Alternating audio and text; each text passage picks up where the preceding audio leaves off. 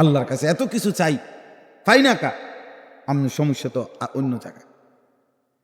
আবার যদি দুনিয়া কেউ পায়, এটার মধ্যে আবার দোয়ার তেমন কিছু নেই।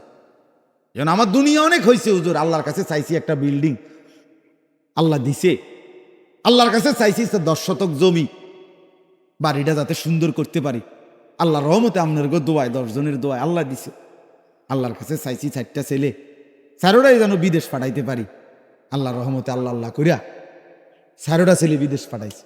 আসলে মিথ্যুক, আল্লাহ আল্লাহ করে পাঠাইছে না, সুদে টাকা দিয়ে পাঠাইছে, কিস্তিতে টাকা নিয়ে পাঠাইছে।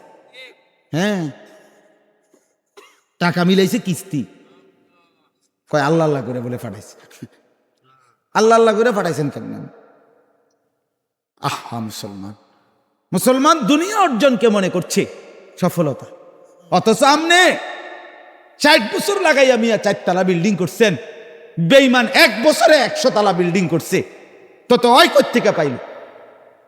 ইউরোপ, আমেরিকায়, পাশ্চাত্যে, এগুলোতে তারা আমাদের দেশের এই সমস্ত 4 তলা 6 তলা 10 তলা বিল্ডিং রে গনার ধরে নিমিয়া, এটি বুঝি বিল্ডিং? এটির মধ্যে হাঁস মুরগাও তো থাকে না, গরু ছাগলও তো রাখে না।